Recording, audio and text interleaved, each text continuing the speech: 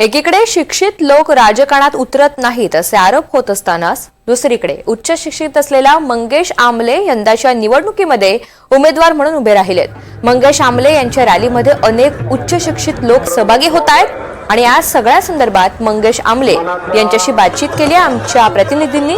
पाहूयात।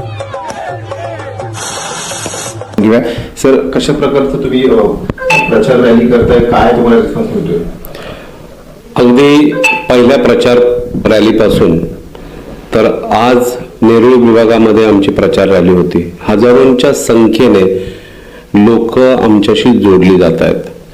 पहिलीच प्रचार रॅली तुम्ही मीडियाची लोक त्या दिवशी होतात, पत्रकार बंधू आणि भगिनी तिथे होतात। 1,500 लोकांचा जमाव होता।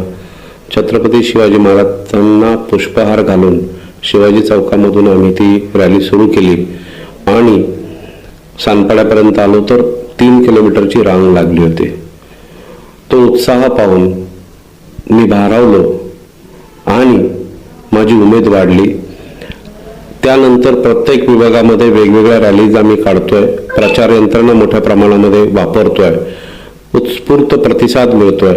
जिंकण्याचं बळ हे 1000 हत्तींच्या बळा इतकं झालेलं आहे।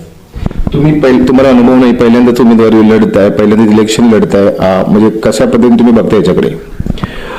बघा, कोणत्याही प्रकारचा विधानसभेचा पूर्व इतिहास माझ्याकडे नसताना देखील माझ्याकडे कार्यकर्त्यांची आणि सहकाऱ्यांची अतिशय मोठी फळी आपल्याला बघायला मिळते।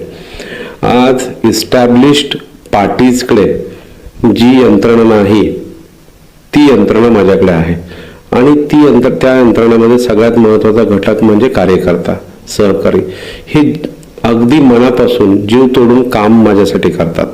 त्याचबरोबर मी नेक्स्ट जनरेशन टेक्नॉलॉजीमध्ये काम करत असल्यामुळे युवकांशी आणि नेक्स्ट जनरेशन टेक्नॉलॉजीचा मोठ्या प्रमाणामध्ये वापर देखील मी या प्रचार यंत्रणेमध्ये केल्यामुळे मला मोठ्या प्रमाणात प्रतिसाद सर्वसामान्य जनतेकडून मिळत आहे।